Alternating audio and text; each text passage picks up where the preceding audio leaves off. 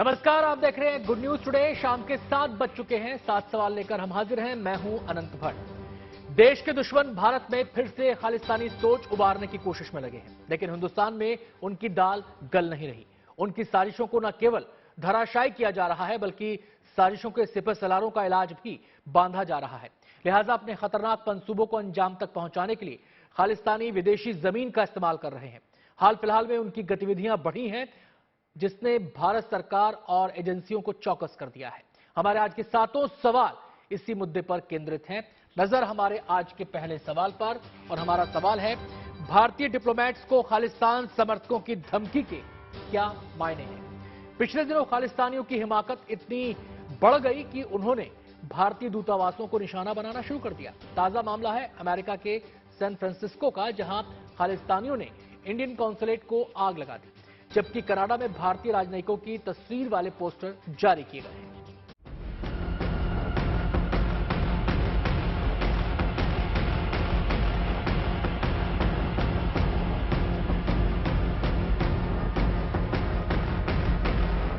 खालिस्तानी आतंकवादियों का एजेंडा जब देश में फेल हो गया, तो अब वो विदेश में बैठकर भारत के खिलाफ साजिश रचने में जुट गए हैं। अलग अलग देशों में बैठे ये उपद्रवी भारत विरोधी गतिविधियों को अंजाम दे रहे हैं। अब तो इनका हौसला इतना बढ़ गया है कि ये विदेशों में भारतीय दूतावासों और वहां रहने वाले दूतावास के कर्मचारियों को निशाना बनाने लगे हैं। कनाडा में भारतीय राजनयिकों के खिलाफ पोस्टर और अमेरिका के सैन फ्रांसिस्को में भारतीय कॉन्सुलेट में आगजनी। ये दो तस्वीरें दो अलग अलग देशों की हैं, लेकिन दोनों तस्वीरें भारतीय हितों के खिलाफ हैं। पहली तस्वीर कनाडा की है, जहां खालिस्तानियों ने 8 जुलाई को खालिस्तान फ्रीडम रैली बुलाई। इस रैली के पोस्टर में कनाडा में मौजूद 2 भारतीय डिप्लोमेट्स को हत्यारा बताया गया। दूसरी तस्वीर अमेरिका के सैन फ्रांसिस्को की है। इसमें जहां आगजनी हुई है, वो भारत का वाणिज्य दूतावास है। यहां रविवार को तड़के खालिस्तान समर्थकों ने आगजनी की है।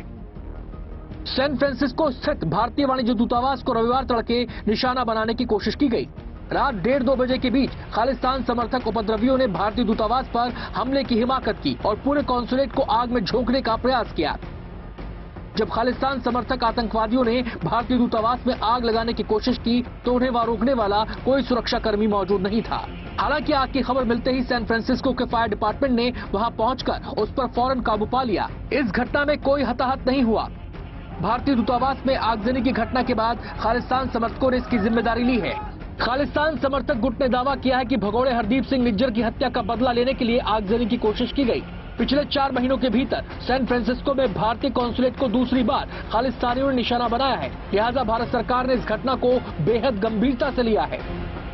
अमेरिका के सैन फ्रांसिस्को में खालिस्तानी आतंकवादियों ने भारतीय कॉन्सुलेट पर पिछले 3 से 4 महीनों में दूसरी बार हमला किया है। 2 जुलाई को जो हमला किया है, उसमें आग लगाने की पूरी कोशिश की गई। भारतीय सुरक्षा एजेंसियां जहां इस पूरे मामले पर नजर बनाए हुए हैं, तो वहीं दूसरी तरफ FBI इसकी शुरुआती जांच कर रहा है। सैन फ्रांसिस्को में भारतीय दूतावास के अंदर आगजनी की कोशिश सामने आने के बाद अमेरिकी विदेश विभाग ने इस घटना पर अफसोस जताया है। अमेरिकी विदेश विभाग के प्रवक्ता मैथ्यू मिलर ने सोशल मीडिया पर लिखा है, अमेरिका सैन फ्रांसिस्को में भारतीय वाणिज्य दूतावास के खिलाफ बर्बरता और आगजनी के प्रयास की कड़ी निंदा करता है। अमेरिका में राजनयिक सुविधाओं या विदेशी राजनयिकों के खिलाफ हिंसा एक जघन्य अपराध है। ये मेरे हिसाब से बहुत ही निंदनीय काम है, और जिसने भी किया है उसको पकड़ा जाना चाहिए। विदेश मंत्रालय अमेरिका का सिर्फ निंदा करने से पल्ला नहीं झाड़ सकता। अगर ऐसे काम किए गए हैं जिसका कि बहुत दूरगामी परिणाम हो सकता है, उनको पकड़ा जाना चाहिए। भारत की तरफ से भी इस घटना की कड़ी निंदा की गई है। सूत्रों के मुताबिक आगजनी की इस घटना की जांच जल्द ही NIA अपने हाथों में लेने जा रही है। सूत्रों का दावा है कि NIA के कुछ अधिकारी जल्द ही अमेरिका रवाना हो सकते हैं और वहां वो FBI के साथ मिलकर मामले की जांच करेंगे। गृह मंत्रालय सूत्रों से मिली जानकारी के मुताबिक इस पूरे मामले की जांच NIA को दिया जा सकता है, क्योंकि मार्च के महीने में जो भारतीय कॉन्सुलेट पर सैन फ्रांसिस्को में हमला किया गया था, उसकी जांच NIA इस वक्त कर रही है। NIA ने इस पर FIR भी दर्ज किया है। सूत्र बताते हैं कि एनआईए की 5 सदस्यीय टीम जल्द ही यूएसए जा सकती है, जहां पर वो पूरी तफ्तीश से एफबीआई के साथ मिलकर के जांच करेगी। हाल के कुछ दिनों में अमेरिका, ऑस्ट्रेलिया और कनाडा में खालिस्तान समर्थक आतंकवादियों का उपद्रव तेज हुआ है। खासकर पिछले दिनों विदेश में अलग अलग खालिस्तान समर्थक आतंकवादी सरगनाओं की हत्या और संदिग्ध मौतों के बाद खालिस्तान समर्थक बौखलाकर हिंसक रुख अख्तियार करते जा रहे हैं। दिल्ली से जितेंद्र बहादुर सिंह के साथ bureau report, good news today. San Francisco में खालिस्तानियों की हिमाकत इकलौती घटना नहीं है। हाल फिलहाल की बात करें तो अलग अलग देशों में खालिस्तानियों ने कई बार उत्पात मचाया है। इस सबके पीछे भारत के खिलाफ एक गहरी चाल नजर आती है और इसके लिए खालिस्तानी विदेशी जमीन को ढाल के तौर पर इस्तेमाल कर रहे हैं। हमारा दूसरा सवाल अब आपके सामने है और हमारा सवाल है, विदेशों में खालिस्तान समर्थकों की सक्रियता कितना बड़ा खतरा है? अमेरिका, कनाडा, ब्रिटेन और ऑस्ट्रेलिया ये वो देश हैं जहां खालिस्तानियों के खतरनाक मंसूबे सामने आए हैं। खालिस्तानियों की हिमाकत को भारत ने गंभीरता से लिया है और दो टूक कह दिया है कि ऐसी घटनाएं बर्दाश्त नहीं की जाएंगी।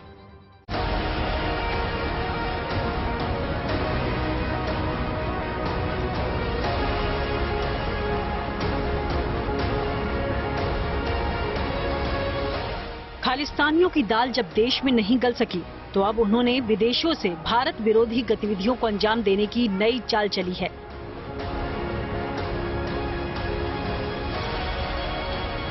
इसके लिए वो अमेरिका, कनाडा, ब्रिटेन और ऑस्ट्रेलिया की धरती का इस्तेमाल कर अपने नापाक इरादों को अमली जामा पहनाने में जुटे हैं।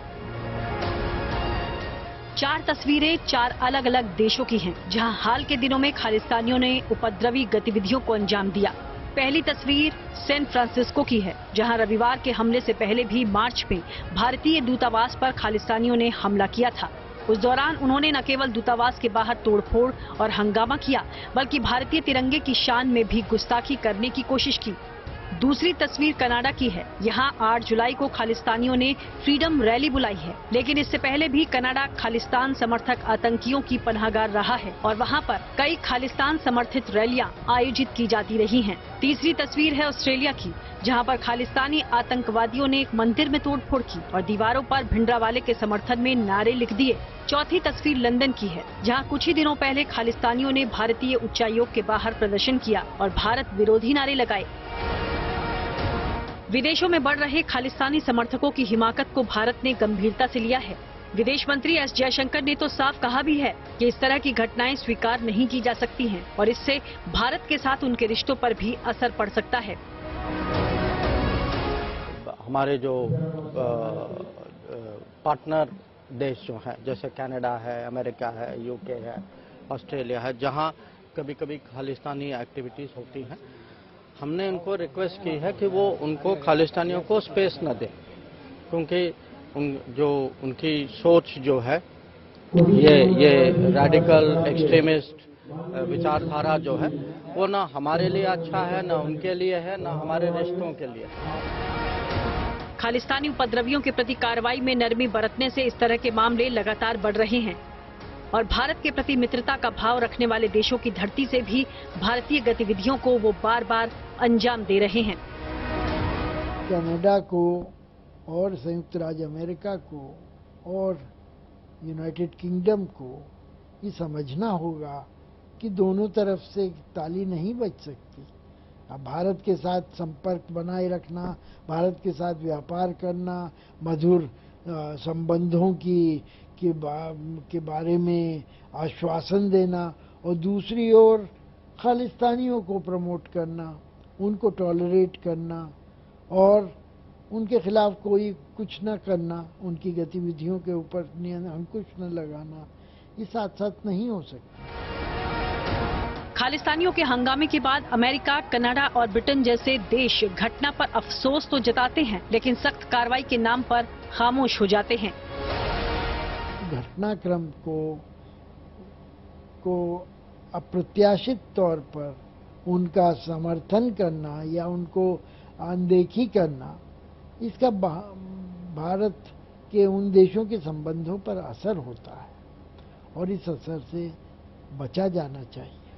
अभी सैन फ्रांसिस्को में मार्च महीने में भारतीय दूतावास पर हंगामे की घटना के दोषियों पर सही तरीके से कार्रवाई भी नहीं हुई थी कि एक बार फिर से उपद्रवियों ने बड़ी घटना को अंजाम दे दिया।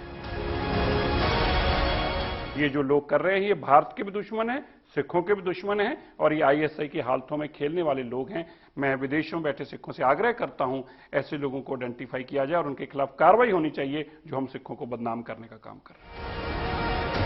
हालांकि सच ये है कि अमेरिका, ब्रिटेन और कनाडा जैसे देशों में अधिकांश सिख धर्म के अनुयायी इन खालिस्तान समर्थक आतंकवादियों के धुर विरोधी हैं। लेकिन सख्ती के अभाव में भारत विरोधी ताकतें जब तब अपना सिर उठाती रहती हैं। ऐसे में जरूरी है कि भारत की ओर से अब सख्त रुख अख्तियार किया जाए। Bureau report, good news today.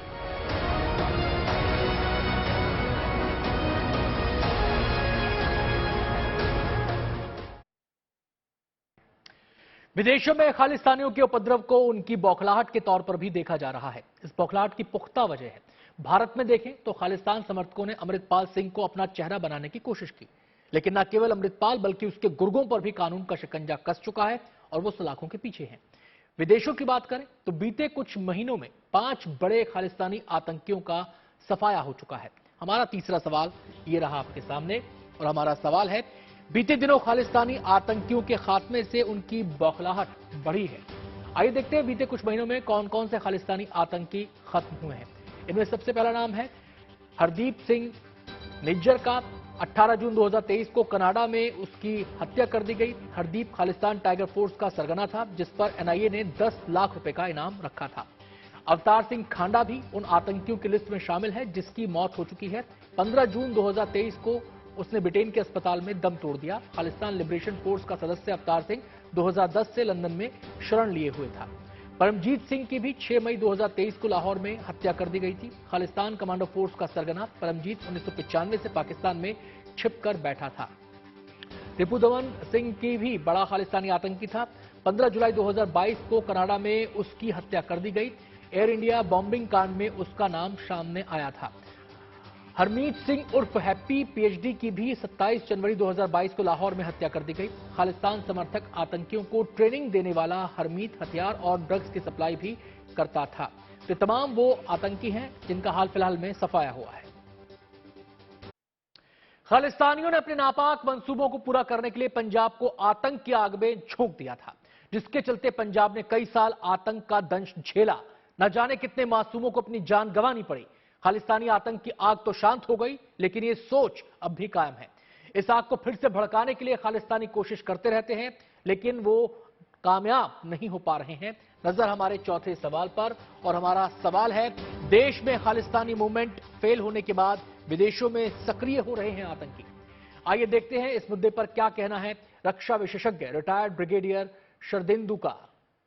Bharat में खालिस्तान मूवमेंट पूरी तरीके से फेल हो जाने के बाद कुछ विघटनकारी तत्व जो बाहर की विदेश की धरती पे जाके बस गए हैं, वहां की नागरिकता ले चुके हैं।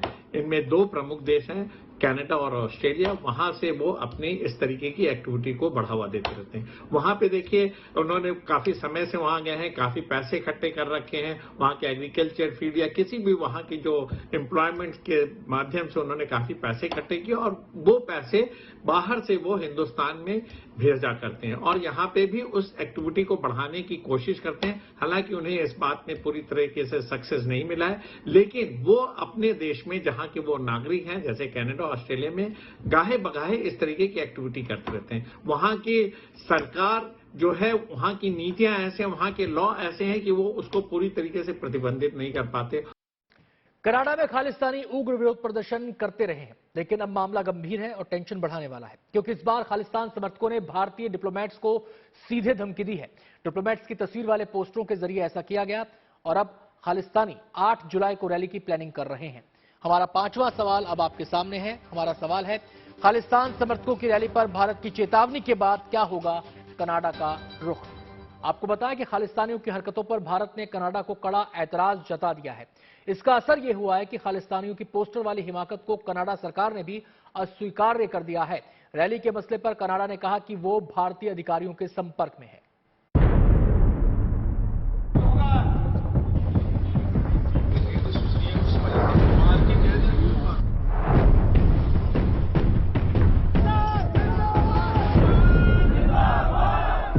विदेशी जमीन से देश विरोधी गतिविधि खालिस्तान समर्थकों की यही फितरत बन गई है। हिंदुस्तान में नापाक मंसूबों के चकनाचूर होने के बाद अपने आकाओं की शह पर खालिस्तान समर्थक दूसरे देशों के जरिए भारत को नुकसान पहुंचाने की कोशिशों में जुटे हैं। इसी के तहत अब कनाडा में सिख फॉर जस्टिस के बैनर तले कुछ पोस्टर लगाए गए हैं, जिसमें 8 जुलाई को खालिस्तान फ्रीडम रैली के लिए लोगों को बुलाया गया है। पोस्टर्स में भारतीय अधिकारियों को धमकी भी दी गई है। भारतीय उच्चायुक्त संजय कुमार वर्मा और टोरंटो में भारत के वाणिज्य दूत अपूर्वा श्रीवास्तव पर खालिस्तानी नेता हरदीप सिंह निज्जर की हत्या का आरोप लगाया गया है। पोस्टर में दोनों भारतीय अधिकारियों की तस्वीरें भी हैं। कनाडा में खालिस्तान समर्थकों की होने वाली रैली को लेकर भारत ने कड़ा रुख अपनाया है। सूत्रों के मुताबिक भारत सरकार ने इस मामले में कनाडा के उच्चायुक्त को सोमवार को तलब किया था। सरकार ने इस मामले को लेकर कनाडा की ट्रूडो सरकार को एक डिमॉर्शे भी भेजा है। कनाडा में भारत के हाई कमिश्नर संजय वर्मा ने कैनेडियन अथॉरिटीज के सामने भी इस मामले को उठाया है। भारत सरकार हर स्तर पर इस मामले को लेकर कनाडा समेत उन देशों की सरकार को चेता रही है जहां खालिस्तान समर्थक अपनी नापाक करतूतों को अंजाम दे रहे हैं। हमारे जो पार्टनर देश जो हैं, जैसे कनाडा है, अमेरिका है, यूके है, ऑस्ट्रेलिया है, जहां कभी कभी खालिस्तानी एक्टिविटीज़ होती हैं, हमने उनको रिक्वेस्ट की है कि वो उनको खालिस्तानियों को स्पेस न दें, क्योंकि उनकी सोच जो है ये रेडिकल एक्सट्रीमिस्ट विचारधारा जो है वो ना हमारे लिए अच्छा है, ना उनके लिए है, ना हमारे रिश्तों के लिए है। तो ये जो पोस्टर का विषय जो है ये हम जरूर उन सरकारों से उठाएंगे। कनाडा में वोट बैंक के लालच में ट्रूडो सरकार खालिस्तान समर्थकों को बढ़ावा दे रही है, इसलिए विदेश मंत्री एस जयशंकर पहले भी चेता चुके हैं। The bigger issue involved is really the space that Canada has continuously and frankly to us, we are at a loss to understand, other than the requirements of vote bank politics, why anybody would do this. Because if you look at their history, I mean, you would imagine that they learn by the history and they wouldn't like to repeat that history. So it isn't only one incident, however egregious it may be. I think there is a larger underlying issue about the space which is given to separatists, to extremists, to people who advocate violence. And I think it's not good for the relationship, and I think it's not good for Canada. Canada में खालिस्तान समर्थक जो कुछ कर रहे हैं, भारतीय मूल के सांसद उसका विरोध कर रहे हैं। This is not what our country Canada stands for. Tolerating the glorification of violence and public promotion of hate goes against everything our country believes in. Khalistan supporters have crossed the line, and Canada should and must respond. Khalistan समर्थकों की करतूत पर भारत सरकार के रुख का असर Canada की सरकार पर देखा जा रहा है। कनाडा की विदेश मंत्री मेलानी जोली ने खालिस्तान समर्थकों के पोस्टर को अस्वीकार्य करार दिया है। ट्विटर पर मेलानी जोली ने लिखा है, कनाडा राजनयिकों की सुरक्षा के संबंध में वियना कन्वेंशन के तहत अपनी जिम्मेदारियों को बहुत गंभीरता से लेता है। प्लांट विरोध प्रदर्शन के संबंध में ऑनलाइन प्रसारित कुछ प्रचार सामग्री के बारे में कनाडा भारतीय अधिकारियों के संपर्क में है। ये कृत्य अस्वीकार्य है। हम जानते हैं कि कुछ लोगों की हरकतें पूरे समुदाय या कनाडा के विषय में नहीं है। ये बात सही है कि सिख धर्म के ज्यादातर अनुयायी खालिस्तान समर्थक आतंकियों के विरोधी हैं, लेकिन कनाडा में जो कुछ हो रहा है उसको लेकर भारत का सख्त रुख लाजमी है। अब जरूरत कनाडा सरकार के सख्त रुख अपनाने की है। Bureau report, good news today. खालिस्तानियों ने हाल फिलहाल में अमेरिका, ब्रिटेन, कनाडा, ऑस्ट्रेलिया में भारत के खिलाफ उत्पात मचाया है। इन देशों में खालिस्तानी तत्व काफी पहले से सक्रिय रहे हैं, लेकिन अब एक और देश में खालिस्तानी अपना बेस बनाने की कोशिश में जुटे हुए हैं। हमारा छठा सवाल इसी पर है। हमारा सवाल है, यूरोप में कहां नया बेस खड़ा करने की कोशिश कर रहे हैं खालिस्तान समर्थक? इस बारे में विस्तार से बता रहे हैं हमारे संवाददाता जितेंद्र बहादुर सिंह। कनाडा, अमेरिका और यूके की तरह खालिस्तानी आतंकवादियों के लिए ऑपरेशनल बेस इस वक्त पुर्तगाल में बनाने की पूरी कोशिश खालिस्तानी आतंकवादियों की तरफ से किया जा रहा है। इसके लिए पाकिस्तानी खुफिया एजेंसी आईएसआई लगातार फंडिंग उसको कर रही है। आपको बता दें कि भारतीय सुरक्षा एजेंसियों के पास ऐसी जानकारी मिली है कि पिछले कुछ दिनों में पंजाब में कुछ हथियार भेजे गए, जो कि पुर्तगाल के रूट के जरिए पंजाब के अंदर भेजे गए, जिसमें एक शख्स को गिरफ्तार भी सुरक्षा एजेंसियों ने किया।